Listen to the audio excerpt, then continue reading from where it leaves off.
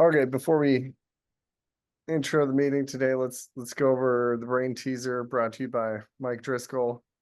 Always coming at us with these corner cases. This one's number 47, slicing and dicing. Please pay attention to the second comment. This must be run on a REPL. It's pretty straightforward. We're taking a slice, we're defining a list, and then we're printing my list given underscore. So before we get started, do we have any guesses as to what the answer is? If you already know, well, I guess you can guess. I don't know, where's my hovering time says A, syntax error. I think that is correct, but it depends. And I would point the audience back to the note. Following code must be run in the REPL. Anyone think it's B? Just that whole list? 10, 3, 12, 30, 77? Or is it C? 10, 3, or D? 3, 12? In any case, let's move over to a REPL and see how it goes. I'm trying something new this time. Do we see both things or just the REPL right now? Just the REPL. Okay, cool. So I think Zoom does this thing where if instead of dropping the current share, you do a subsequent share, it kind of overlays it. So when I cancel out, it should just go right back to the thing, but we shall see. Okay, so you're starting with a slice. So a slice is a function that can be expressed in a number of different ways. Another way to represent a slice is to take a list and give it like a starting position and an end position and a step. In this case, we're actually creating that sort of window. And so we didn't give it a third parameter. That third parameter is the step.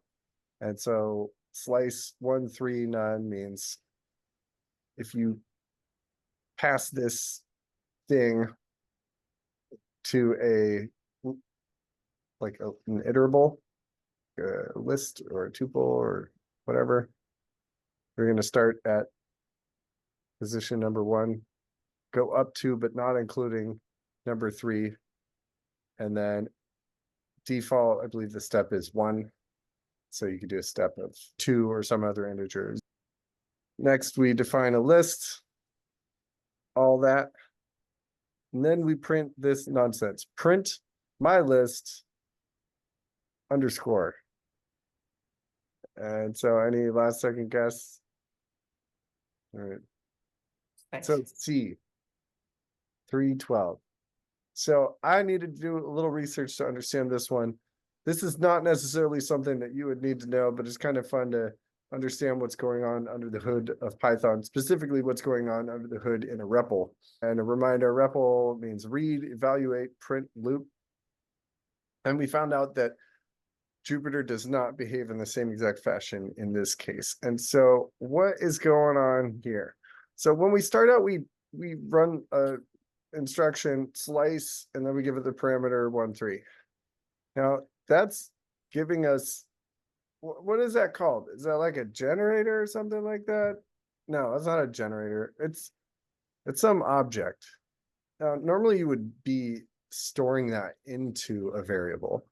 But in this case, we're not storing it. We're just kind of running it, which is, kind of how you use a REPL. REPL is a good way to like poke around at things. It's not a good way to manage something that's going to be a smaller part of a whole application. But when you run a function like slice in this fashion, it's actually storing it into a constant, I believe. I was talking to ChatGPT about this one, and it was stumped at first. But then I broke it down. I think it's like a local constant or something. But basically, if you don't, it's the class in its own right, Woody. A slice is you can have a slice in the same way that you can have a range. Sure, they're actually classes, right. And we probably look at them and think of them as functions, but they're actually classes. Right. So in this case, the output of that function is stored into underscore. So I think if we did print underscore, we should get that slice. And so that's the tricky part and the important part about this must be run in a REPL. If you print underscore in a Jupyter notebook, I don't believe you're going to get that same result given this input.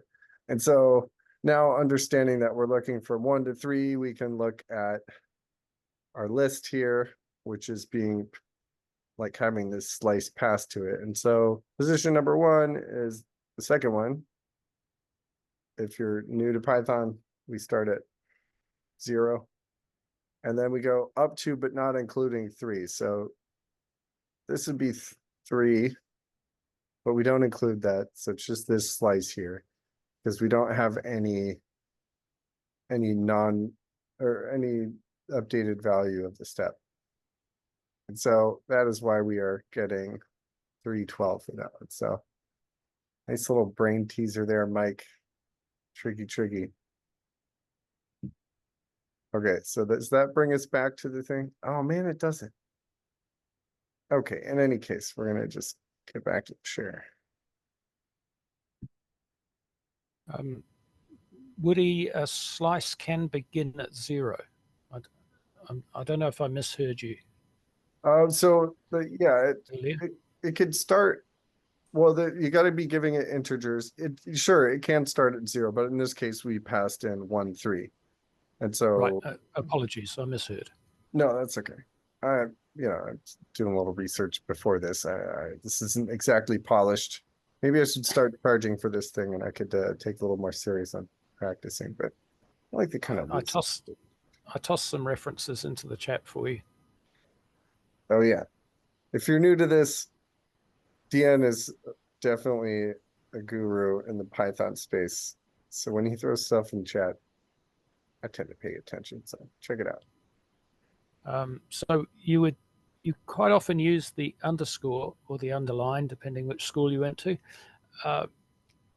when you don't need to name a value. So when you don't want to use an identifier, you can just use an underscore, and you can reuse that value later, as in this example. Right. So it's kind of handy in some ways, although most of us who've come from perhaps a mathematical world, we tend to use IJK and so on, X, Y, without a lot of thought. But if you don't come from the math world, this idea of a throwaway identifier name, can be quite handy. So it's used reasonably often. It's a name that means it doesn't matter, right? Yeah. Well said. Yeah. Right. So as you're reading through the code, you go like, "Oh, I better keep track of that." No, don't keep track of it because it's a throwaway. Right. Yeah, but in this case, in a REPL environment, the underscore is a placeholder for the result of the last executed expression, basically. Yes. And when Rob says it's a throwaway, you can use it, but the general idea is that you're not going to keep it hanging around for very long. So in this case, we've used it 2 lines later, and I think so it has one of those it has things. a second meaning, right? So one meaning is in a loop, and you're never going to use that counter value or that iterator value. You put in an underscore, and that way you're telling people we're not going to use this later on, so don't worry about it, right? But the second thing it means is look at the value of the cell above, and actually you can use a variation on that to refer to like a particular row, right? So I think it's like underscore and then in brackets the row number. You can point back to a particular row just like in Excel. Right. Yeah. I would be careful not to have a great deal of distance in your code from when you define the underline as your temporary identifier and you use it. Right, so 1 or 2 lines, if you start to have more distance in terms of more line numbers between, more lines of code between, you run the risk of misunderstanding. You run the risk of causing a bug. Right. And causing difficulty in readability, actually. Yeah. Sorry, right. Woody. No, I mean, and then I wanted to point out that perhaps that's some of Mike's kung fu here is he's showing that while you can, while it does represent the last expression, you can also store the value of a subsequent expression in a new variable without affecting that existing value of the underscore. And so by storing that list into my underscore list, we're not disrupting the existing slice that's stored into the underscore. So tricky stuff, pretty nuanced. I always like to think of practical things. So I've used the slice operator quite a bit, for some of my analysis tooling. If you want to do a reduction of a multidimensional array, you want to select on the thing you want to reduce. I use slices there all the time. So yeah, it's kind of hairy code. It doesn't make a lot of sense, but it works very well. Right. That was a good one. Good one, Mike.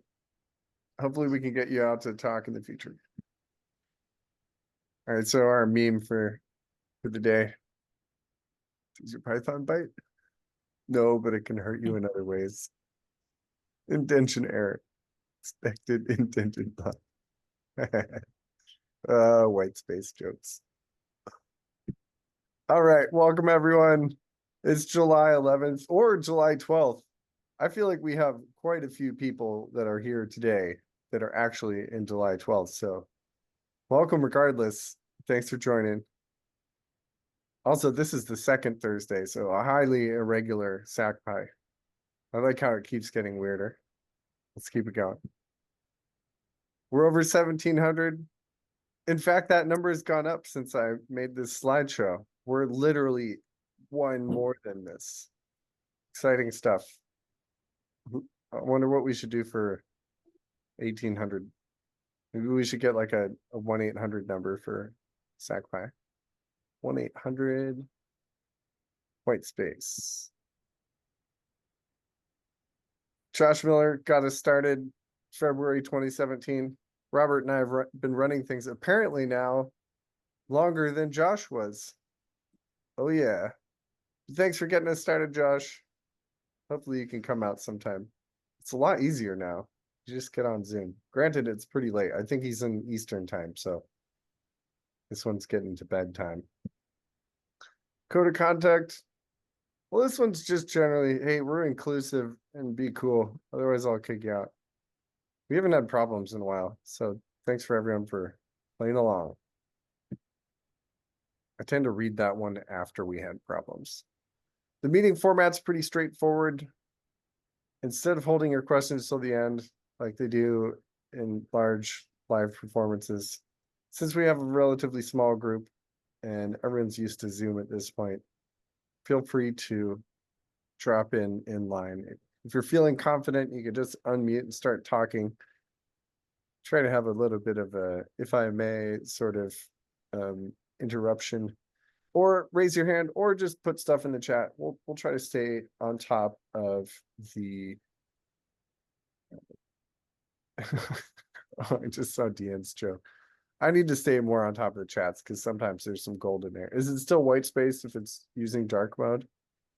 Yeah, what should it be called? The blank space? I don't know. Taylor Swift might have a problem with that one. Anyway, if you're going to drop in, especially if you're going to unmute, please don't sound bomb.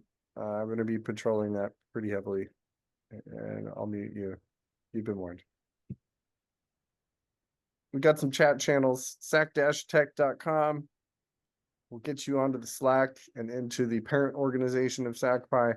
It's a group run by a guy named Mark Takata, who's with Adobe, I believe, working on Cold Fusion. More on him later tonight. And then head your browser over to sacpy.org, and that'll give you an invite into the Discord where we talk about SacPy. That's run by my company, Brazen Studios.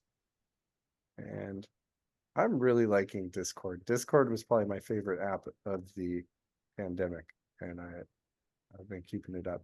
I feel like some of the the servers that I'm in are not quite as active as before, but some are still going strong. And it's a very interesting place to meet people from all over the world. We're on Twitter. I tweet a lot. We actually get a lot of speakers from Twitter. So follow us on Twitter. It's fun. Oh, I'm sorry, x.com. I still don't know where the verb is going to come out of that one. Because on Twitter you tweet, but on X you X? I don't know. X is a question on there, and I'll answer quickly. Maybe vomit. Yeah, we're on Reddit too. I mostly just been X Twitter, Twitter, Express. I don't know about Express, JP. I feel like that's already a thing. I've been trying to post the YouTubes on here. I don't post the meetings on here anymore because that's when we get Zoom bombers. We're on Facebook too. I really need to work on my syndication scripts because basically I've just been doing this one by hand. Although Facebook does de-weight things if you use automations. I don't know, maybe I could do something with Selenium and mess with them, but I don't know. I think they patrol for robots pretty well too. We're on LinkedIn. Yeah, I post stuff on there too. Hoping to get a couple off there that I'm connected with. It's one in particular, Anya K. I don't know how to say her last name. She does really good presentations. I'm hoping to get her on here. She seems to do a little bit of everything. I think I've seen her do Python. In any case, she's a really polished presenter. It seems really chill. We're on YouTube. When we got good ones, and there have been better and better ones lately. I publish them on YouTube. Follow us on there. We have literally dozens of followers. I'm proud of every single one of them. Will you be the 60th subscriber? I don't know. Subscribe now. Very good. All right. So this is the quarterly update for Brazen Studios, aka the Frymatic update. This is a review of Q3. No, this is a review of Q2. I'm not certain how to name this one. Should this be the Q2 update? I don't know. It's the start of Q3. So we're looking back to what happened the last 3 months. Went to some conferences in San Francisco, been hanging out with some animals. We did SacPy in person. We got a new client working in the real estate space, and I went and saw a friend in Denver. So let's start with the first conference I went to, RSA conference at Moscone Center in San Francisco. RSA, of course, with no need to look up, stands for Rivest Shamir Adelman. It's a public key encryption standard for sharing encrypted data over insecure networks. Shout out to Alan Senko for getting me a pass to this. It was an expo pass. All the same, definitely got to go to a few nice lunches. And I got to walk around the expo, which was pretty cool. If anyone hasn't been to Moscone Center, it's on Howard Street in San Francisco, south of Market. And it's this cool thing where like you can go down and it's this big open floor and walk down the north side, head south, and you could come out the south side. You actually end up going under the street. Just immense place. San Francisco also in around the same time frame, middle of May every year, hosts a foot race called Beta Breakers. It starts on the east side of the city and heads to the west. Starts at the bay and ends at the breakers or the ocean. 12K and 15K options, but my option is the party option. Went to this house party. This is along the Panhandle in San Francisco. It is the easternmost edge of Golden Gate Park. People get all dressed up and fill their backpacks up with beer, and it's a bunch of music everywhere and everyone's partying. It's a pretty good time. Been hanging out with a bunch of animals too. This is who I was hanging out for the RSA conference. Just a jumble of photos. Sorry, Meadows. Just did a terrible job of putting this together. But Meadows a mini schnauzer, the fur baby of a friend of mine from an old company, a startup I used to work for called Lolaps. Someone asks, are there tickets for the RSA conference? I will work on that for next year. I know we've been posting stuff for conferences. Things got a little hectic with my travel schedule, but next year I'll try to get that. Good question, Nick. And when I'm out in the valley, I've been hanging out with a friend helping move house. He's got a couple of Goldens, so I've been walking them. Crazy girls named Summer and Bailey. They like to run for like the first half mile or so, and then they can't keep up with me. Too athletic. And I'm currently at this guy's house, Zorro. I'm out in Oakland, escaping the heat. You guys had 110 or something in Sacramento. We had like 80 or something today. We also went to Snowflake Dev Day. I will do the same with the RSA tickets next year. I'll make sure that we can get people out there. Dev Day was actually for free this year, and got a sweatshirt off it. Got a nice little tag. Get to put my little thing up on a whiteboard. And I ran into Rita, the person that helped us to get Bash, the DevRel guy who's given a number of great presentations here on SacPy. We also did our first in-person since 2020 at Urban Roots. That was put together by Renee. Thanks, Renee, for putting that together. Hopefully we are able to get another one going soon. I think we're going to aim for something like the last Wednesday of every month. She made this little graphic for them to put up in their back room. They've got a lot of interesting art and some pretty good barbecue and brews. And there I am at the bottom right, but anyone see any familiar faces? Unfortunately, we did not get a good one of Tanim. I'm sorry about that. You're like chewing or something.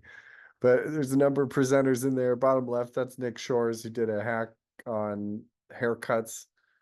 At the top right or back right is Cameron, who did last month's presentation on Matplotlib.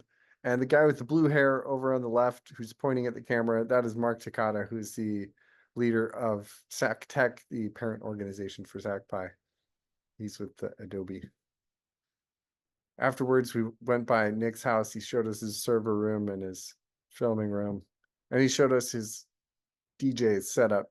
Hopefully in the future, we can do some Python for music. We were talking a little bit about how that might be something we could do. He spun for us a little bit. I tried, I was just fumbling around. I wish I had a little bit more time to study up, or at least play around. We were there for what, like half hour or so, Tanim? Does that sound about right? It was good times. It's good to meet you in person, though. Thanks for coming out. I don't know. It felt like 2 hours, but you know. Oh, okay. Nick and I taped quite a bit, so. Yeah, I guess I'm a bit of an extrovert, so sometimes time flies in those areas. So new client in Brazen Studios, a real estate agent for a group called eXp Realty. They're one of these giant conglomerates that'll give you kind of the keys to all the things you need to do to put together a real estate agency. I've been helping them to put together lead generation and newsletters. That's Hong Nguyen. She is a local business owner in Sacramento. She's doing real estate out in Elk Grove. If you're looking to buy your first house, we are working on helping people to utilize like the Federal Housing Association programs. There's first time buyer stuff, and there's a whole bunch of really interesting ways that you can get new housing if you haven't owned something in the last 3 years for basically nothing. You mean like 5% down, that sort of thing? Yeah, I think it's as low as 2%. And then if you've got a business and you're buying anywhere from 2 to 4 unit thing, you can qualify for a bunch of business loans. And there's a whole bunch of interesting rebates out there. So I'm kind of wiring that all up. A lot of it's just kind of no code things, but I'm doing some Python stuff too with the PDFs. And last but not least, I was most recently out in Denver, visited a good friend of mine, Mike Leahy. He works for Crunch Time in Denver, and we were both swimmers at UC San Diego. Go Tritons. There's our team from our last year there. That's me and Mike.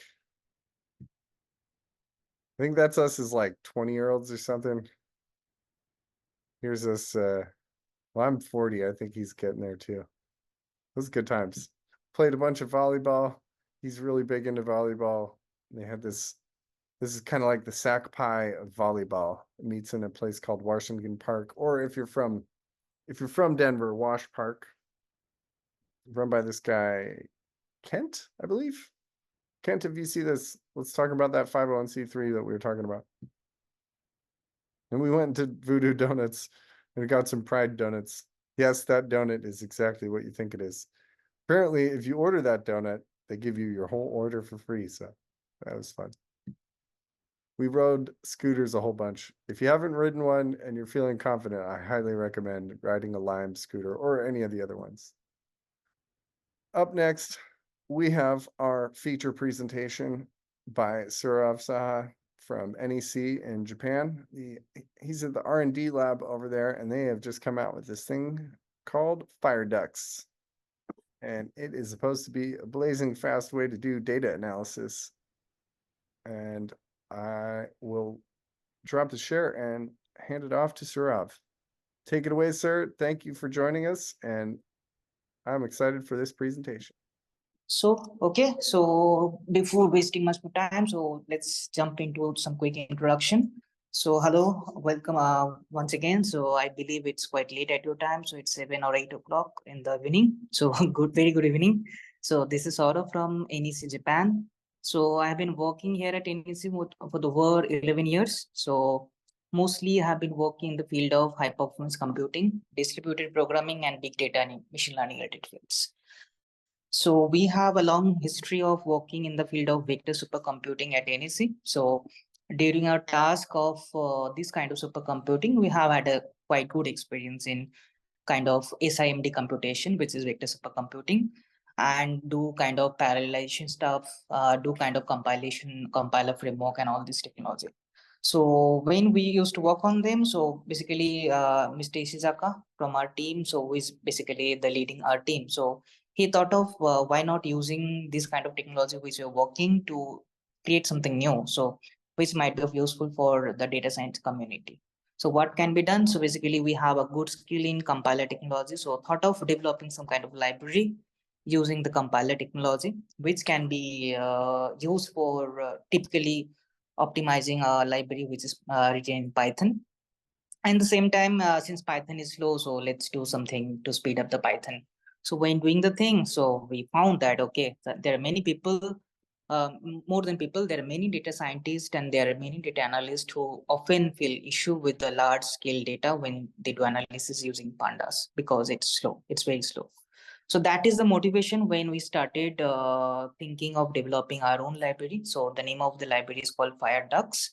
The ducks is just a name, but the fire, it comes from some like abbreviation, which is flexible intermediate representation engine. So anyhow, so that is what it tries to be very lightweighted. At the same time, it is aiming to do kind of optimization, which is normal pandas. So internally, what it offers and how it works, I'll be coming to that later. But this is what the motivation was, like using our technology, thought of developing something new. And that is when the FireDucks came into the mind of Mr. Ishizaka, and we built up a team and we started developing it. So yes, so I believe you all must have been aware of Pandas because in the last two sessions also, one of the session from Mr. Revved that was in Pandas, and the matplotlib session was also very important from, I believe, Cameron. So I believe everyone knows about Pandas, so I spend more time in it. But just here, like it's one of the very popular data science tool. More than data science, it's data analytics and manipulation tool. So from the download also, you can see that it has been downloaded. Even if nowadays also the download is over 100 million over the time, and there are many textbooks which is written on Pandas. So it's like whenever we start something in data science, I believe with data analytics, we start with Pandas. So that is that important in data scientist community.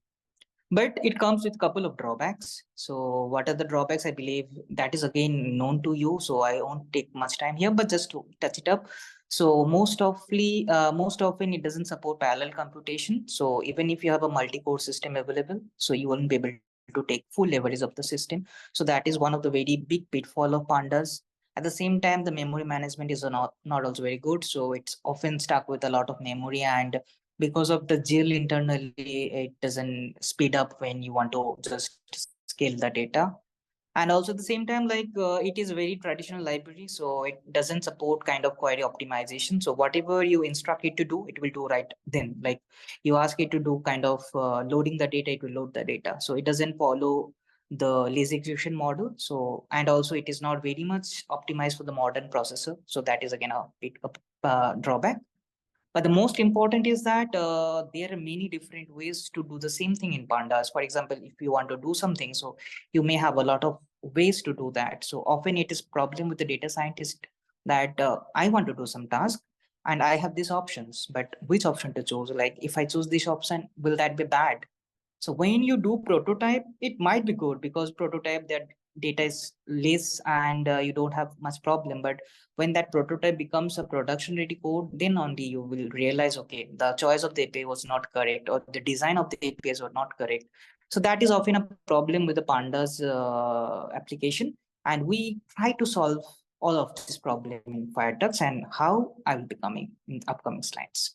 So, okay, quickly again, like before coming to that, so of course there is a need for optimization because one thing is very simple that Pandas is slow, but how it can help data scientists if it is become faster because they can do a lot of their own simulation task much quickly, so which will make them more efficient. Because what happens is that when there is a large data, they do kind of simulation. The simulation itself takes, for example, 30 minutes to 1 hour. So and if it's stuck to some problem after that time, they need to redo the thing, so that itself takes some time and reduce the efficiency. So it will make data analyst efficient if the task can be done faster. At the same time, so most of the tasks are currently being done at the cloud side. So if you're working in cloud, definitely that will bring a lot of cost. So if you are having a very large execution, so if you can reduce the execution time by 10 times, so it will really help you for your budget. So that is again one of the very important thing that why we need optimization. And the last but not important, I won't say last, but the most important I would say is the environment friendliness. Of course, the more time it will be executing, so it will not be very good for the environment, right? Because the number of data servers and the execution time per data server, if it is increasing, so it will definitely be not good. So reducing the number of server, reducing the number of execution time will definitely be helpful for the environment and for us also. So that is what the motivation was. So and that is why we have developed a framework which is named as Pandas, named as FireDucks. But before coming to that, so this is what the sample execution model which Pandas offered to you.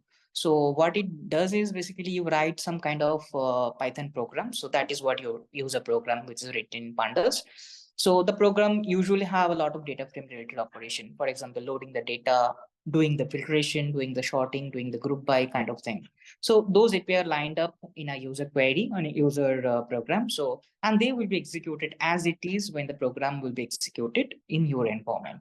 And of course, if you have multi-core system available, so only one code will be used and rest of the code will be just remain idle. So that is one of the big loss when you're using Pandas. But what FireDucks do in this way, so basically FireDucks does the same thing. So Pandas from user point of view, there is no change at all. So the program is same, the API is same, the syntax is same, the input output, the type of the input, the type of the output, everything is same. So user will not experience that something new he needs to learn. But what will happen on the line is there is two powerful layers. The middle layer, which is here, is it comes with a just-in-time compiler.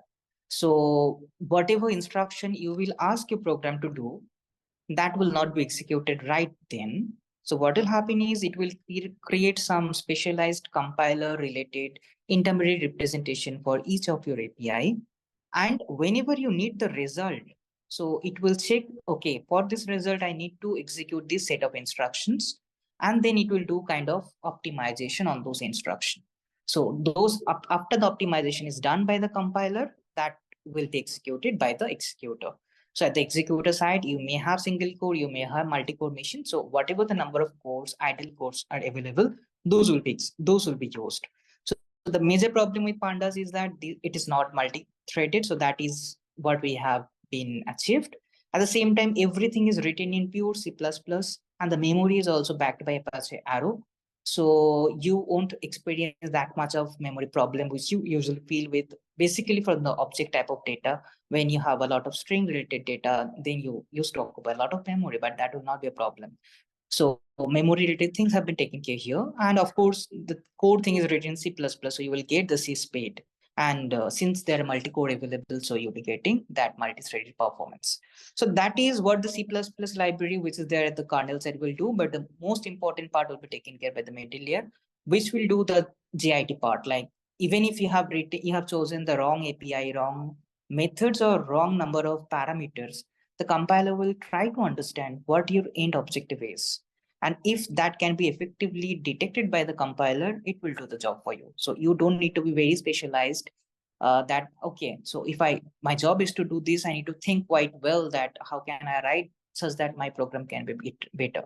So this compiler is smart enough. Even if you don't have this kernel, you have the simple pandas, this compiler will optimize the native code to make it optimized code, and that will even be better when it will be executed in pandas itself. So that is again I will be covering in upcoming slides.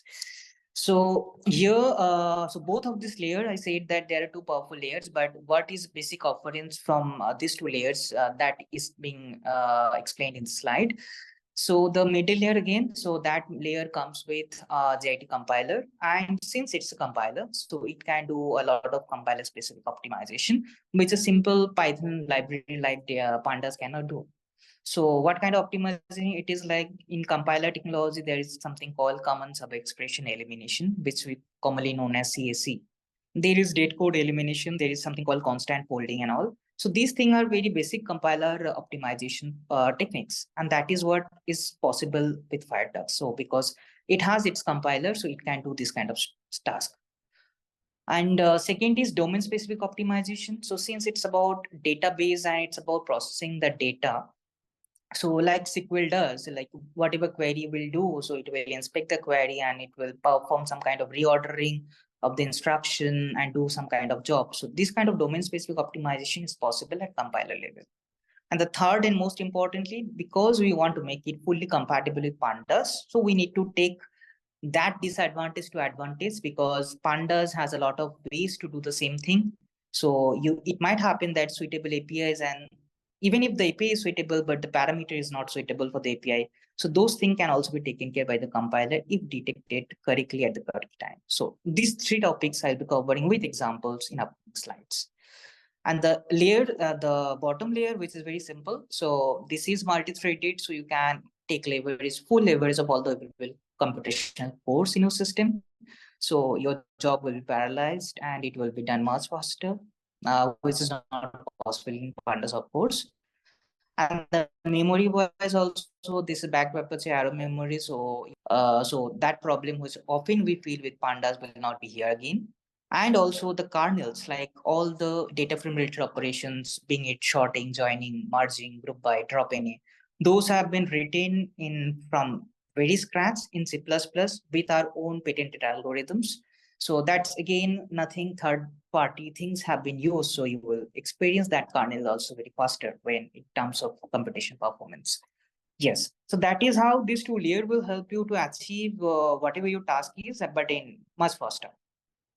So, okay, so let me take an example to give you just quick snapshot, like what kind of compiler thing is possible with FireDucks, and let's see that way how often we actually mistake or must have not taken the measure for those.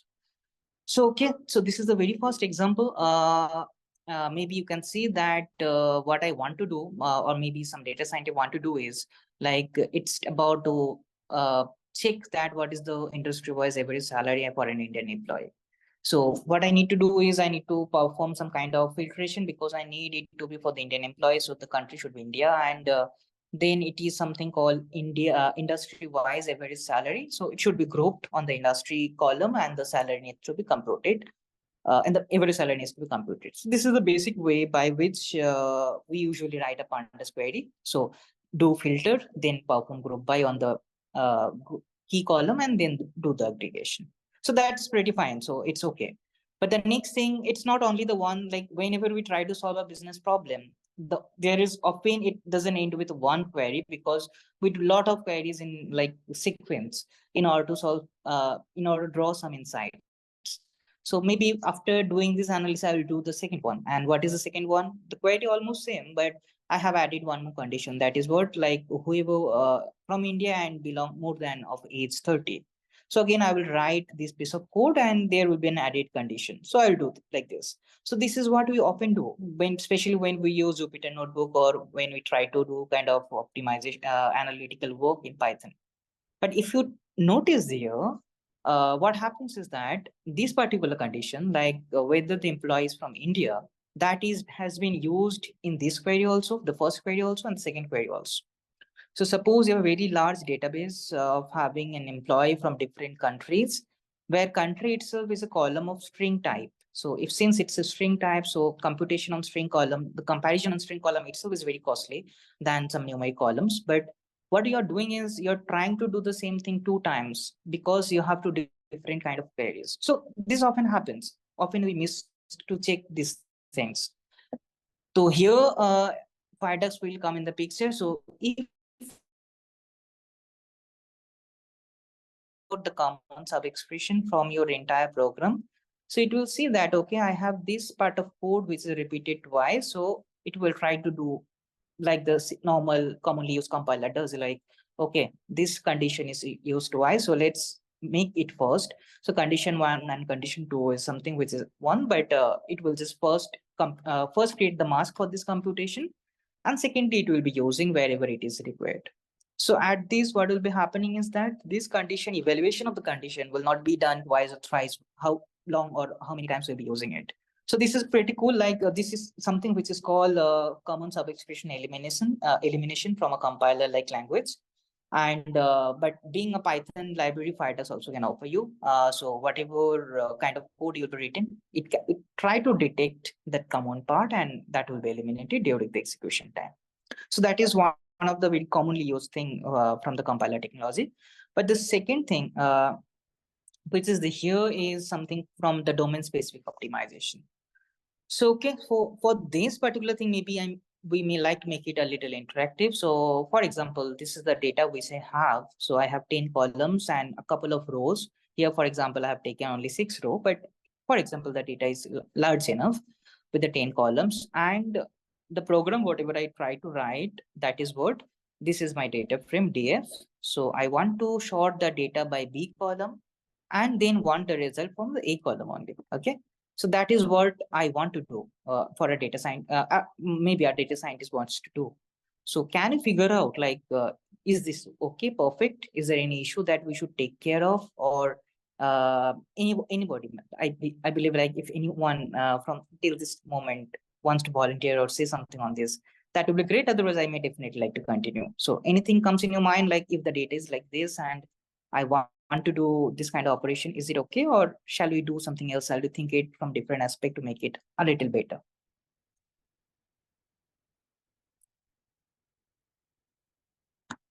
I believe there is nothing in the chat also. Okay, so okay, let me continue then. Fine. So when we kind of do this kind of sorting, so what happens under the line is there is basically 2 tasks which is being carried out. One thing is, for example, I want to sort the data by B column. So it will first try to any algorithm. So there are ways to implement the algorithm differently, but the generic way of doing this is it will try to find out the sorted index for that column. For example, if the column is sorted, what would be the order after sorting? So since there is A, B, C, D, and A comes in 0th position and 3rd position, so 0 and 3 will be after the sorted order, and then followed by this B and that B, so 1 and 5, and then 4 and 2. That should be the ideal sorted order. So this is what a sorting algorithm usually does to find after the sorting what will be the sorted order. So once that is done, for my result, there is another thing which is called the materializing the result. So when we need the materialization, so we kind of perform take, so which is a commonly used Pandas method. So kind of taking the data from each row for the given indices. So for example, I'll be taking the row in this order from this data frame. So which is 0th row, then 3rd row, then 1th row, then 5th row, and 4, and so on, right? So that is what it does. So when you call this kind of sorting, the sorting happens first, it's sorted by the column and create the sorted index. And then it materializes the result by taking this row given the index is computed. And finally, once the sorted result is ready, what you need the column from a column from this result, so that projection will take place and the projected result will be from this column and A will be there. So that is what basically your objective was. So you wanted to have this A column, but that to be sorted on B column. But what you actually have done is B column is sorted, and not only A, B, you have already sorted all other columns also. C, D, E, F, G, H, all other columns have been taken. So because you have not performed limited the scope of your search. So that is the major problem with this code actually. So whenever we try to address this kind of thing, there is a waste of computation memory and execution time, because even if we don't need this column to be sorted and to be taken after the sorting, that happens because it does materializing the result. So what can be an alternative approach, or maybe by what kind of manual optimization we can make for this program to make it a little better, even with Pandas? So the simply whatever we don't need, let's not take that in count for the computation.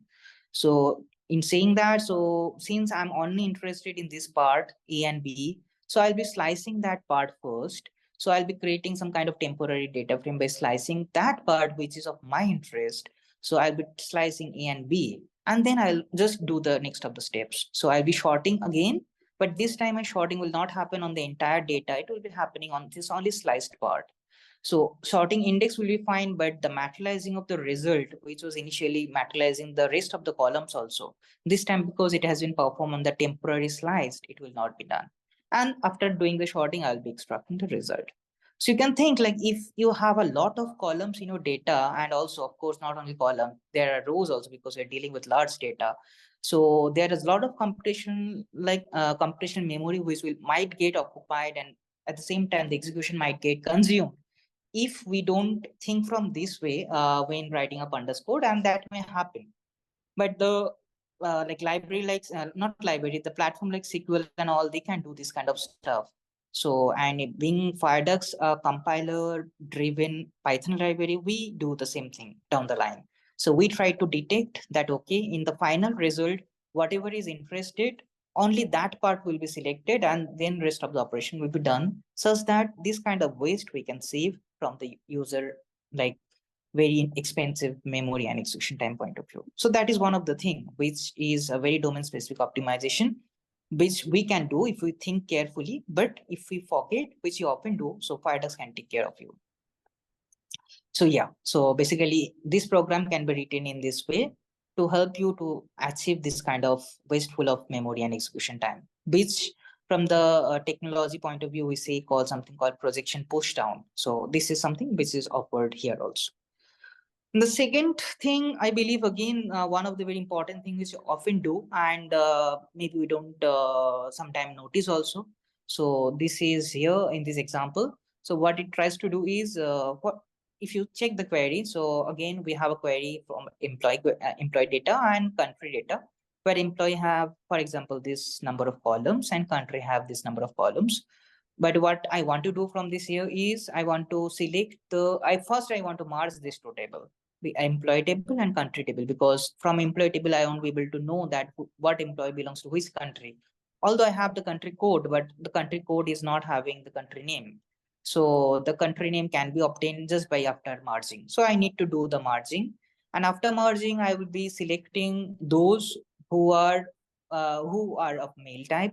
So after filtering that, I'll be performing some kind of, okay, how many employee belongs to, like country wise, how many employees belongs to which country, this kind of analytics I want to do. So if I just try to perform the query and see the pictorial representation of what happens, it will be something like this. So first it will try to merge the employee table with the country table, and I will have my result. So here now, not only country code, I will also have my country name,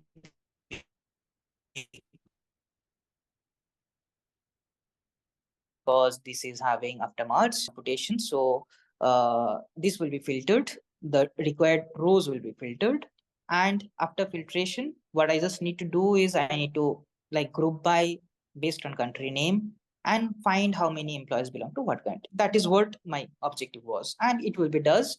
when you will try to do this kind of computation. So again, here is one of the very big pitfall in the order of the execution. So I believe you might have identified as well, and what is that I'm trying to depict in the next slide. So what is basically it is, here we are trying to do filter, but the filter is done after the merge operation.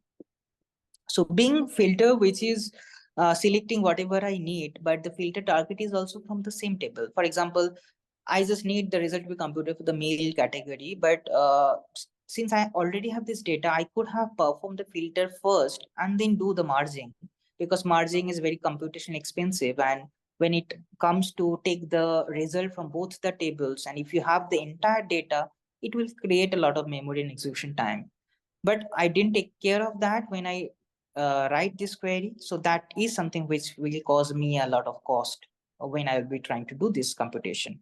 But what can be an alternative way of doing this? Simply, as I said, because I'm only interested to get the group by on the male category. So before doing this kind of merging, what I can do is I can just select those who are from male category from the employee table, and then the filter result can be merged with country table to create whatever information I need. And thereafter, the normal group by aggregation can be performed. So it will yield the same result, of course. But the thing this time what will happen is, since your target data for joining becomes very shortened due to the filter. So we perform filter first before the join.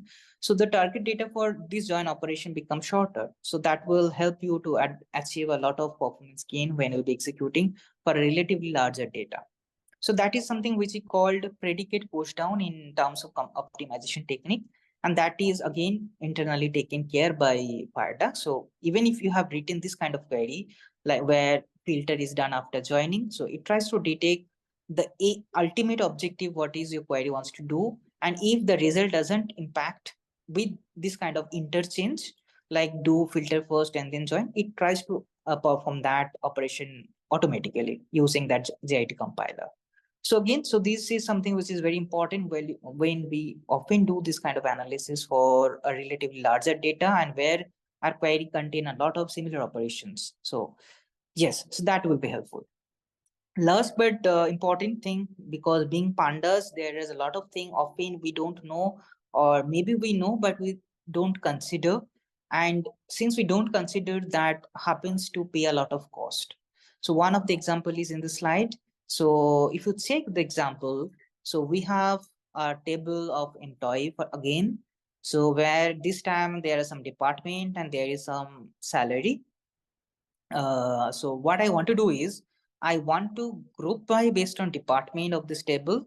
So group by the table on the department, and then I want to perform the mean of average of the salary if per department, and the result to be sorted in descending order. That is what my final objective is. So as per the objective, I can directly translate it to pandas like this. So first department wise. So since there is a department wise, I'll do group by department. Then I want only salary to be averaged. So I will take salary mean, and then the result is to be sorted descending order. So I will call the sort value ascending false. That's pretty simple. And that is what we do. So by looking at this, I believe it's very hard to know that what might be the problem in this query. But if you show the what I will show in this demo, so you may be able to understand, okay, there is some hidden cost which will be paying if we don't know or we don't take care. Okay. So before going to the hidden cost, let's see what it happens, how it actually computes this particular query. So whenever you will be executing the query, of course, you want to do group by aggregation. So first the group will be created. So for example, here are 5 departments. So 5 group will be created and group wise aggregation will be done. So IT department average will be this, admin average will be this, and so on. So that's fair enough till the group wise salary average. But then pandas will do what? Pandas will do the sorting the result by the key. Here the key was name of the department. So that is a hidden and a default parameter in pandas. So whenever you ask it to group by, it will often perform the group by, but the output will be sorted based on the key. Here the key is department. So this is the basic initial result, but since the sort parameter is by default true, so the result will be like this first. But again, if you see my entire query, my last aim is to get this result to be sorted by the salary, not by the department. And again, the salary sorting should also be in the descending order. So that is what my last objective. So of course, since finance department is having the maximum salary, so it will be coming in the top and then rest of the department. So that is first, the initial result is this one, group wise average salary as per the data in the input table. But since the default sort is true, Pandas will try to sort the result by its key, which is the department, and department it will be sorted. And again, as your query requires it to be sorted by the salary column, so it will be sorted. So now you can see that this particular step, which is happening here, is something which is redundant and very much not required for this particular query. Because for simple group by, so often what we do is group by and then aggregation. For group by aggregation, that is the default nature of Pandas. So if there is no sorting after that, then maybe it makes sense, because to visualize, okay, that is my department salary. But since my ultimate aim is to see it in this descending order and not on key column, but on some non-key column, so this kind of step will be performed by Pandas, but after performing it will be rejected because it is not required, so it will be just dropped out. The memory and the execution time which is taken for the sorting will be just in vain. So now here is only 5 groups, so you may think, okay, 5 groups is not that enough, so it's fine. But if your data is having a lot of cardinality, the department has a lot of cardinality, like there are many groups in your department, in your employee table, so that sorting itself will be scaling to that extent, and it will cost a lot of like execution time and computation memory when you'll be doing in a real-time execution. So the solution is simply, for your query, there is no need to perform this step. So just avoid the default parameter, which is short equals to true in Pandas, make it short equals to false. So if you just do short equals to false for this query, this step will not be performed, because Pandas will know that I don't want to be the result to be sorted by key. So it will only perform whatever is requested. So this is something which is, I would say, like Pandas specific optimization, because it is not there in any other cases. So since Pandas offered this kind of default parameters, so and if we don't carefully use the parameters, we often end up paying this kind of cost. So, and since FireDucks is something which is aiming to improve Pandas, so it knows that what all parameter does it support, does a API support, and what is the final thing which you want to do. Based on your query observation during the execution, it does handling this kind of parameters. Even if it is default, since it would be detected that my result is to be sorted in some different key, so my key-wise sorting is not required. So it will compute, it will impute this operator, this parameter during the execution time. So again, you will get this advantage when FireDucks will be used. So now comes how it actually works and what is happening during the execution, and how although I have explained that this kind of optimization possible, but how it works actually. So for this, I would take a little bit of internals for the FireDucks. So basically it comes with 3 layers. One is the very top layer, where you will write a Pandas program as a data analyst. But when you will write, the program will not be executed as it is. Some specific compiler related instruction will be generated, which we call IR, intermediate representation, for each specific API. And whenever your result is actually required to be computed, for example, you want the result to be printed, you want the result to be saved in a file. So that time actually you need some result. At that moment, whatever instruction is associated with that result be compiled here in the internal compiler, and it will create the compiled optimized code for you, not for you, as for the executor that will be executed. Now the executor might be a C++ kernel, might be another Python kernel, maybe another Pandas program can be executing here, but whatever it will be receiving, that is not the actual program which you may have written, but it will be the optimized program that compiler has made for you. So that is how it actually works. Now with the example, so basically, for example, let me take the first example, which we call projection push down. So here again, I am trying to do sorting this table by big column and extracting the column from the sorted result. So whenever I will request it, it will create some kind of operator using this. So this is not an actual execution. this is just simple intermediate representation for this API. So some instruction will be generated with the name of this, like FireDucks short value is to be computed on some data and on the B column on that data. And this will be referred by some, like for example, value parameter, which is V2. And after the V2, so from the V2 result, what I need, I want the A column to be projected. So that is something which will be generated. So it will not some execution, it is just creation of an operator.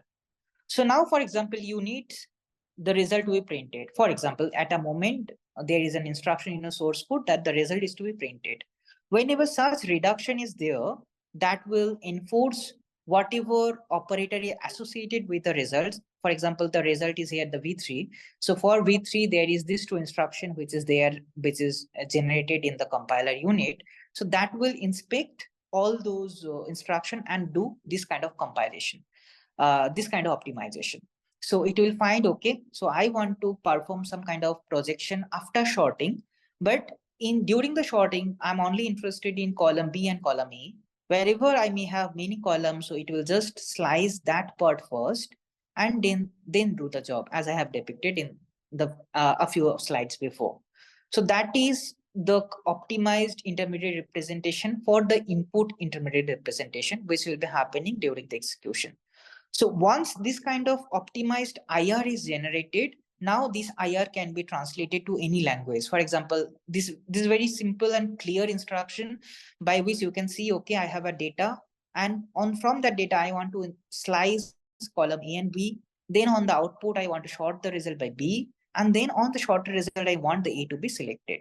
So since this IR is very clear, now you can translate this IR to any platform. For example, even if you want to translate the Pandas code to some another library, for example, maybe some third-party library, data frame library, which you want, you can directly recompile this part to that library.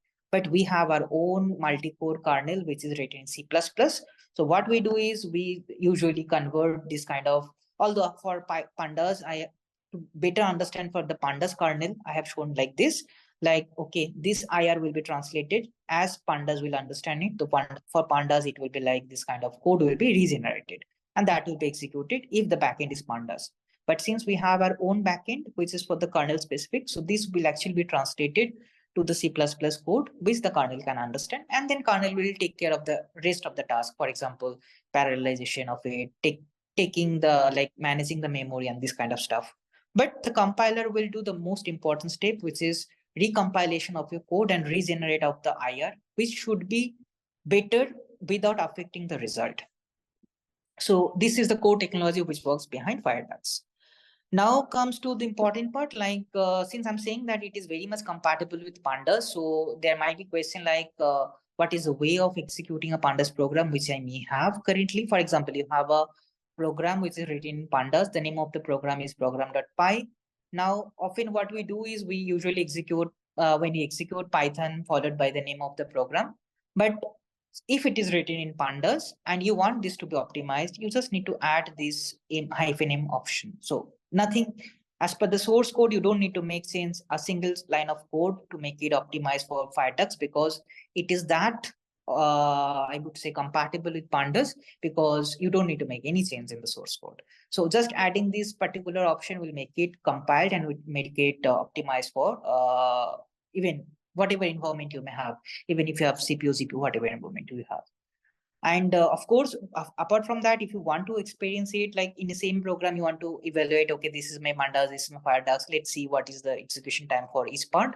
So for FireDucks, we have the import statement, which is the explicit import statement, and which is again very simple. So instead of import Pandas as PT, you can simply write import FireDucks.pandas as PT. So that will be taking care of the rest of the part. So you don't need any other changes, any part of your source code. So just to make it run. Now comes to the benchmark. So since it's all about the optimization, different level of optimization, which I have said, but regarding the benchmark, so probably you might have been known that TP says is a very popular benchmark, which does a lot of transaction data analysis. And in this benchmark, like starting from data loading, doing a lot of filtration, sorting, and kind of group by data operation are being performed. all total, there are 22 different query, but often the important thing is that these queries have been written initially in SQL. So what we need to do is we need to translate it to the pandas, and then that Pandas source code is executed by Pandas, FireDucks, Modin, and converted to polars, and polars is being executed in this way. So from this snapshot, you can see that in most of the cases, in all of the cases, not okay, I'd say most of the cases, because query 8 is something where polars is showing better performance, but in most of the cases, you can see that FireDucks is performing very well. So on average, it is performing 18 times faster than all the queries, whereas in some cases, polars is 13 times and Modin is not performing very well. So although these three are the I would say other pandas alternative library, so which all of the libraries are of aim that to enhance the performance of pandas, but Modin do kind of same thing. It doesn't it mostly doesn't need the change to be performed, but polars is a complete new interface, so you need to rewrite the application. So if you want to try out polars, again, FireDucks does all these things, like it does the lazy execution. It has a compiler in it, which will do the optimization, and also backend is optimized with the multi-threaded. So it will take care of the computation part and without any of your explicit manual effort, but it will be fast. So when we compare only with polars, so that is the picture. So in most of the cases, you can see that FireDucks outperform polars. There are 3 queries where currently it is not performing very well, but in most of the other cases, it is very much similar to polars. So that is from the TPCH benchmark. And there is another benchmark which is very popular among the database related operations. So which is called DB benchmark, database like ops benchmark. So if you check that benchmark result, so there are many other libraries who have evaluated their own APIs when doing this like query which is there in this benchmark. So, and we have also just introduced FireDucks this time. So, and when we measured last month with our 0.12.1 version, so FireDucks comes to be the rank 1 for this group by related operations. And for joining, although it is in third, but it's like more or less same with DuckDB kind of thing. So this itself shows that not only the optimization in the compiler level, the query level, because this benchmark doesn't offer much on the optimization on the query level, because it's mostly retained for the kernel related test, like how much, even if there are a lot of cardinality in your group by data, there is a lot of different type, for example, category type, string type, integer type, different type of data is there, different cardinality of data is there. What is the performance of your group by algorithm? This kind of cardinality check and different data type basis group by and join test is there. So it shows that not only the optimization, but also the kernel is itself that powerful that you may take, you may like accelerate your application using FireDucks. So regarding the resources, so we have a web page available. So you can just search the FireDucks over the internet and the web page will be open. So it has the information related to the library, the execution model, and a couple of blogs are also have been written. And there is a Twitter page which you can follow for the regular updates on the release and related things. There is a GitHub page.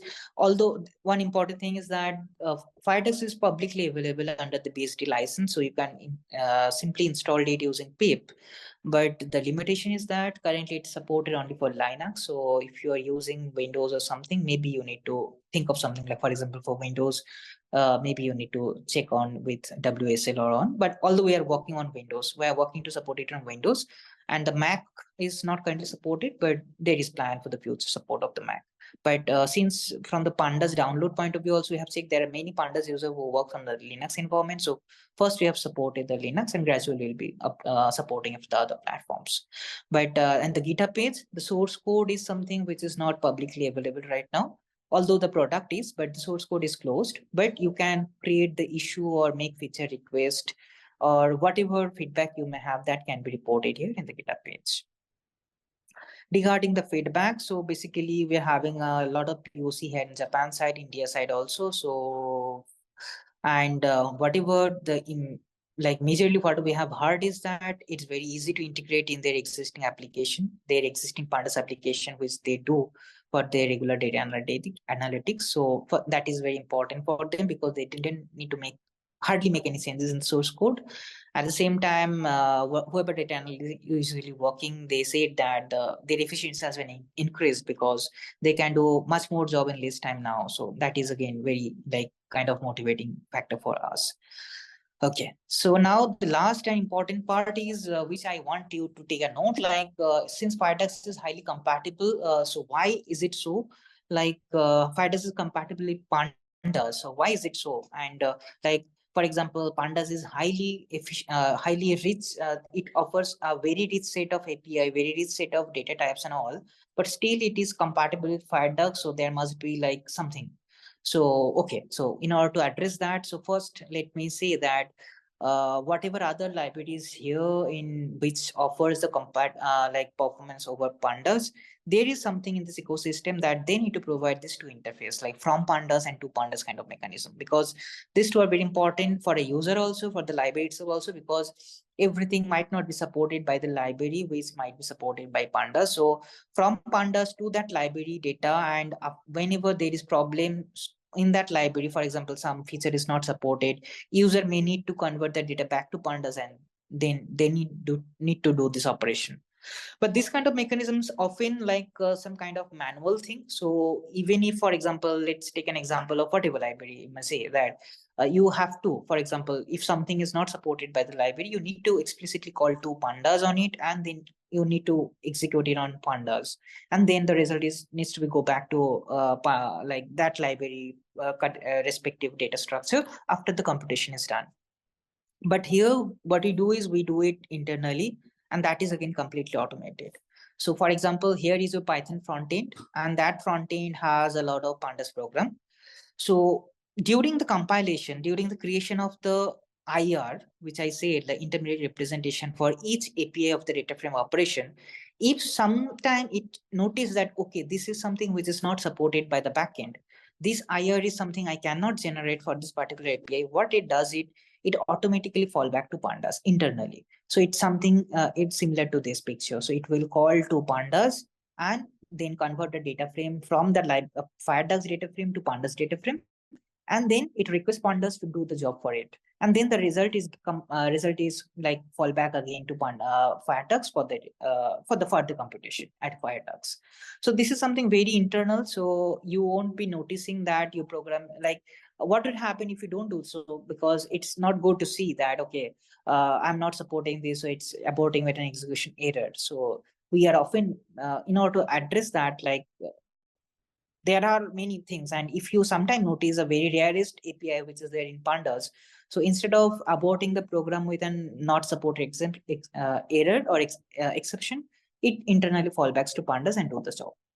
Now, how we'll be able to know that which particular function, for example, you're trying FireDucks and you're measuring the performance, then there might be thing that you want to know, like, okay, which part is executed by FireDucks and which part has fallback to Pandas. So for that, for example, let's consider you are using Jupyter Notebook.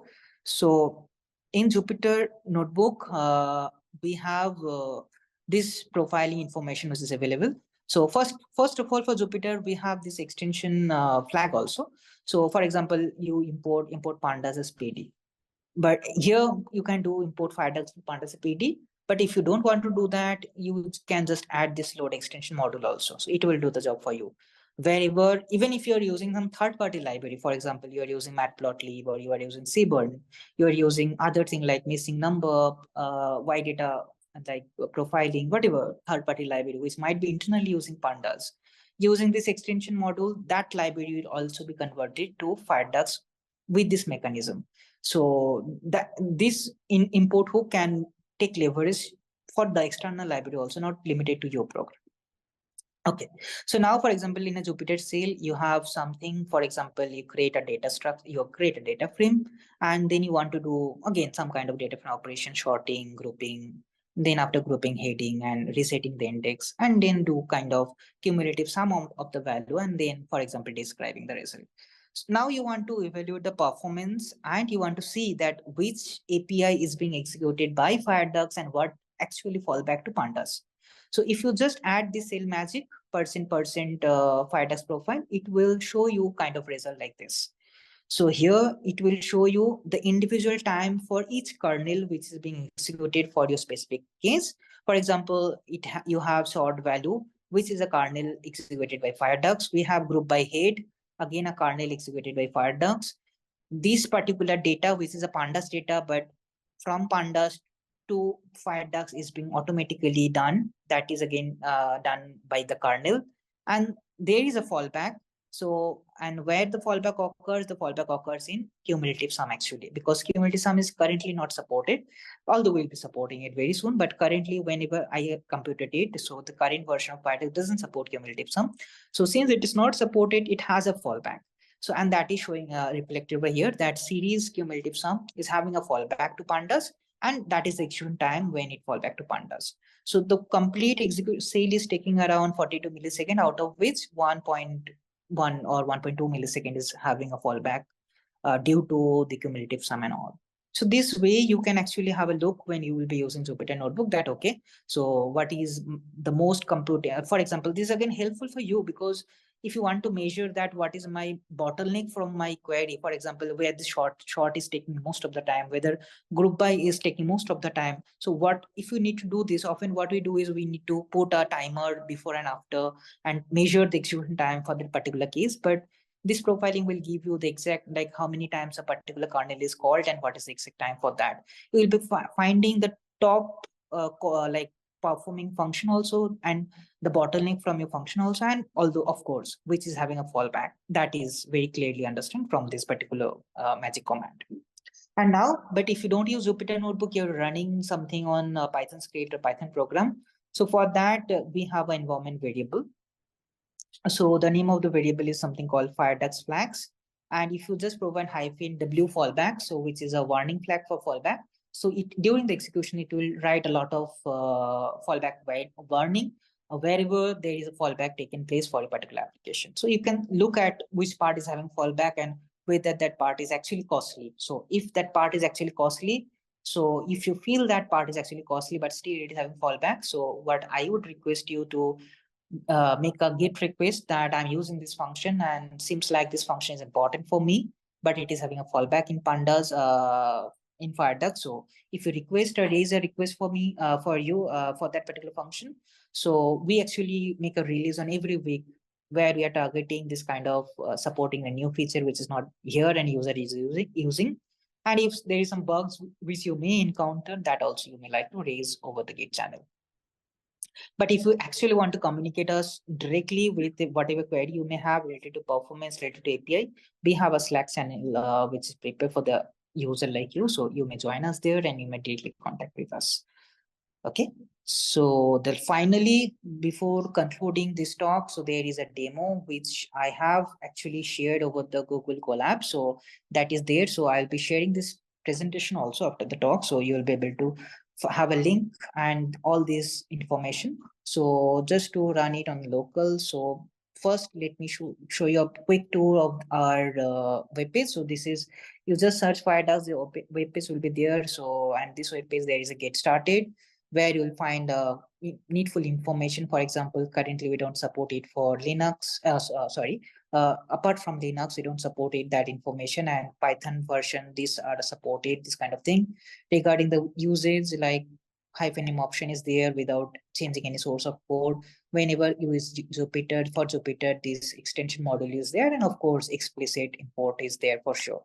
And apart from that, execution model and how FireDucks works, whatever tips you may try to use. For example, although FireDucks try to solve this kind of optimization, but the very bad way of writing Pandas code there are, which is like loop-based computation. Often it happens, although in the current days, this usually I can find this kind of code in a very old application, but recently this is very less to find. But anyhow, so if you want to do something in loop way, you can rethink the writing way. Instead of looping, you can think of doing some kind of data frame way operation, because whenever it is a loop based operation, it's difficult to compile, detect what you want to do and compile it. So that might not have a good performance.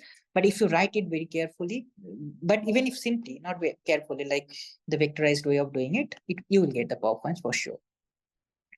Regarding the benchmark, so we have the benchmark which is available here. You may have a look here. And finally, here are some tips and the thing which I just said, that you can use the profile option to see this kind of profiling information. And if you find something, you can just contact us over the Git channel. We release the latest version almost every Monday or Tuesday based on the holidays. So for example, next Monday's holidays will be making a release on Tuesday. So for example, you can see that there is a release almost every week. So, and the release having a removing fallback. So this removing fallback is something which is mostly requested by the user, that this feature, for example, last time there was some kind of iLock, some kind of iLock indexing, iLock slicing was not supported so far, but since people are using it and they're facing a fallback, so this is requested, so we have supported it. So now the Pandas, FireDucks will also be supporting this kind of iLock, and the data accessor method like days in month, microsecond, this is also supported. So these features, based on a request, we can address this and we will be releasing it in every week. So that is what I would like to say. And finally, the demo part. So I have prepared some Jupyter notebook and also uploaded it in Colab also. So, okay, let me show what it is. Basically, this is very simple notebook. So it tries to load the data and do some kind of simple queries. So the data is from this NYC Open Data. So first of all, let's not think of FireDucks. So let's disable the extension. So it is a Pandas source code. You will be able to see the version will also be Pandas when we'll be executing it. So let me show you what it does. It load that Parquet data first. After loading the data, it tries to try to execute 3 queries, like parking violation was most committed vehicles for various US states. So grouping the states and then performing the heading and then sorting the data by sorting index. This is one thing. And which body types are mostly frequently involved. So again, some group by an aggregation operation, and then the result is to be sorted. On which day there is a maximum number of violation takes place. So again, on which day, so that means we need to group by on day of week, and we need to do the sorting on the result. And finally, after these 3 query, what is the execution time taken by each of these? So for example, this is pretty simple Pandas application. So now if I rerun and restart and run this, so it will be executed using Pandas. So since the data is not very large, so Pandas itself will not take much time. So last time when I executed, it took around 13 seconds, 10 to 13 seconds. So I believe it will be over in 13 seconds. Okay, so now this time it's much faster. Okay, maybe the environment anyhow. So it takes around 6.5 seconds to be executed. Now let's see how FireDucks can work on here. So what I will do is I will just need to do this thing. So okay, so before that, let's see whether it is actually executed with Pandas. Yes, you can see that whenever I return pd.name and version, so actually it was executed initially by Pandas with 1.5.3. Okay, so now I have enabled this particular extension and I'll be again rerunning this thing. So if I do so, this time expecting that it should be optimized and it should be not Pandas. So yes, so this time it is automatically taken care by FireDucks, and the version is the latest FireDucks. And the execution time also, it took around 0.5 seconds. So around 7.5 to 0.5 seconds it took. So the reading and these queries are there, which is faster. So this link is here. So it is actually uploaded in Colab, and the Colab link is there in this PPT. So you may like to try and just I also added this installation and data download part also. So you can just access this Colab link. But the one thing in when you'll be using Colab, so Colab by default provides only 2 code. So since it offered 2 cores, you may not have that much of performance, multi-thread performance, because when I tried last time, so native Pandas usually took around 15 seconds, and using FireDucks, it was around 7.5 seconds. So almost half of the time, because it offers only 2 seconds. And this query is something, there is not much scope for the optimization, because it is written actually in by thinking that line, okay, filtration and joining and this kind of stuff is already here. So there is not much room for compile optimization. But of course, the kernel which is there, that helps you to speed up. And this link is here. So you can actually get access to this from this PPT, and you can try it out whenever you have time. So just to conclude, so this is the summary part that FireDucks is something which developed at NEC and it's a compile accelerated library. So the major aim is that it should be a drop-in replacement. So if you're using Pandas and you're already having a large application and which is time taking, don't need to make any sense. Try FireDucks to speed it up, and whatever works well, let us know. And if something doesn't work well, then also let us know so that we can help you to supporting that feature and something. And of course, it is significantly faster due to the compiler and multi-threaded part. So I believe that you can take much like benefit when you'll be switching from FireDucks to Pandas. Yeah. So with this, I conclude my talk here today. So if you have any questions, anything coming to your mind, please feel free to ask. I believe there is something in this chat also. I'm sorry that I couldn't follow during the talk. So can it be used in Google Colab? Okay. Okay. Thank you, Udi, for answering this. So yes. Yeah, Okay. amazing product. Also, really great talk. I really love the concept of a drop-in replacement for a library, because it seems like you can do this with anything that has used Pandas, and you basically matched every single function. That's really cool. Are there existing products that do that, or is this a fairly unique approach that you've taken? To say that, okay, so okay, first of all, let me share the link for the PPT. The PPT itself has the collab link, so maybe you can just try it out. Okay, I guess it's okay. Let me just check whether it is opening. Okay, I believe this is the same link. Okay, fine. Okay, so the uniqueness wise, of course, so the compiler which we use, it is something from the Emilier framework. So Emilier is a very popular framework which is doing this kind of intermediate representation based. So you might have known about Number. So Number is a numeric kind of optimization library for Pandas, which does this kind of optimization internally using IR. So kind of similar technology which is here in FireDucks, and multi-threading and other kernel related thing. This thing, of course, this is very known. So since Pandas is slow because of single core, so multi-threading will make it better. So that is very well known thing. But on top of that, this kind of optimization and making it compatible with the fallbacks and all, this is something you may say that fairly new or unique to FireDucks.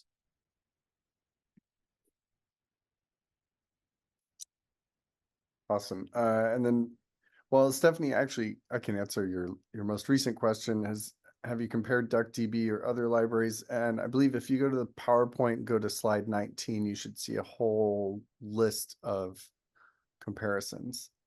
Yes. So this is for the DB benchmark, and TPCH also, it is there. Really amazing. Now, I believe there's a number of your coworkers here. I see at least a few tags. Yes, actually, some of them have joined today. So you may have find them by the name of the NEC tag. So some of them have joined. Yes. Great. Well, thank you all for joining.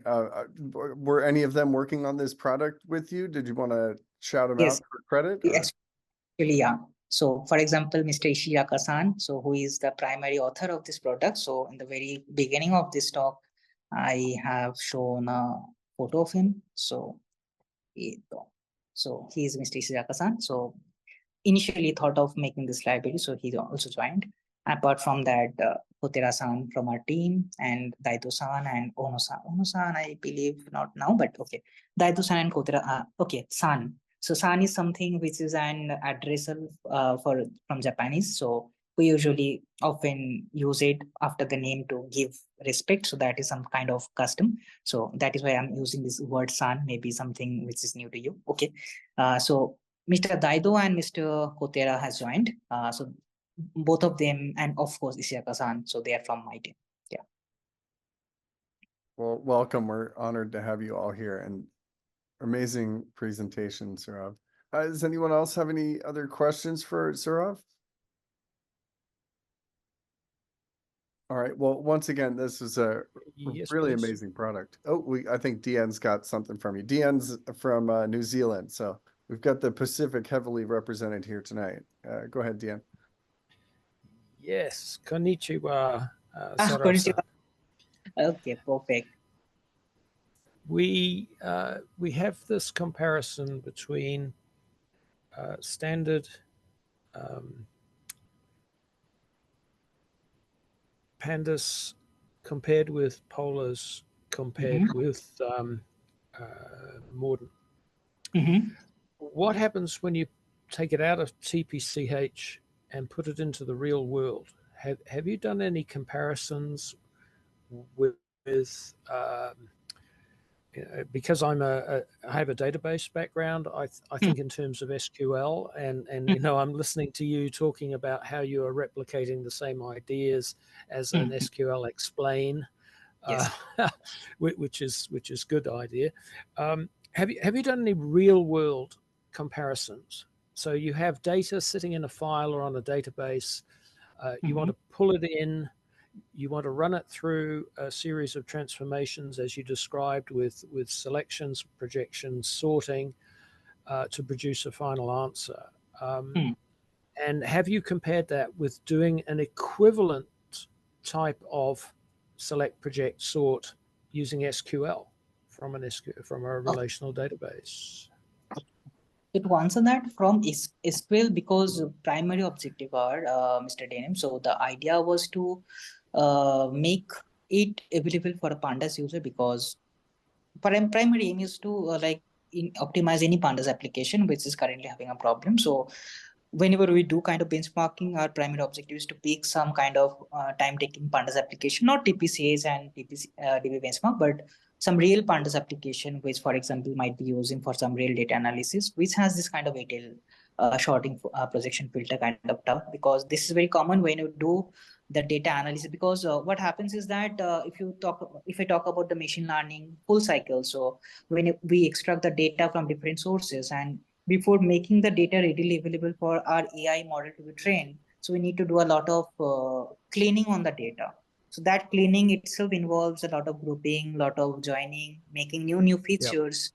And so there, actually, our target is to introduce FireDucks, as that the traditional library which Pandas they have been using, and they're having performance issue that can be optimized. But SQL-wise application is, of course, to be honest, we haven't tried on real SQL application in terms of that. But since the primary target was to do it with Pandas, so we have, apart from TPCs, we have really worked on real POC on some time-consuming Pandas application. And from our record, something like which was used to take like 1 or 2 hours, that after using it, it could have been reduced to 10 minutes or something. So this kind of time reduction have happened when we use FireDucks for the real application. But real SQL application, I haven't tried, to be honest. Yeah. Right. Yeah, it's my bias for sure. But yes, I would tend to do a lot of these transformations using SQL. And perhaps I should say relatively advanced SQL, because of Pandas having the reputation for being slow. So I'm very interested in what you're doing, and it would be interesting to do that sort of level of comparison one day. But that's okay, step by step. Yeah, of course. Because if we do so it for the SQL like of thing, actually it will do our job much more easier. Why so? Because when we want to make it compatible with Pandas, we need to take care a lot of nuisance which is there in Pandas. For example, we have said like the sorting, the parameter adjustment of the parameter, because Pandas does a lot of unique way, or what I would say, not RDB related way. So that is very unique to Pandas only. So when matching with those, that is difficult. But since the core library support the API, which is like purely RDP-like interface, and so making a SQL like on top of it will not be much difficult. But since we want to target from the first slide also, which I showed, that there are a lot of data scientists and there are different third-party library which is written on top of Pandas. So if we can introduce here, then maybe we can be reaching to a lot of audience who are currently at the problem with slow execution. So that is why I started with Pandas. But as you rightly said, that gradually, of course, we have planned to move towards that. Thank you once again. I think it'll be very useful. Yeah. Thank you. Domo arigato. おこちらこそありがとうございます。はい。Super. Hey, All right. Stephanie says she's looking to connect. If anyone wants to connect, I encourage people to put their LinkedIn or whatever socials in the chat. Oh, I've of put course. mine in there. I've also reached out to a number of you. Okay, so LinkedIn. So I have this, so maybe you can connect me here. Oh, yeah, that would be difficult to type on a QWERTY keyboard.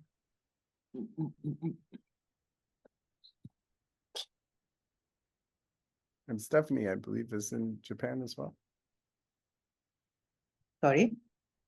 Oh, I was remarking that we have a number of people that are far afield from Sacramento. We've got Okay. Yeah.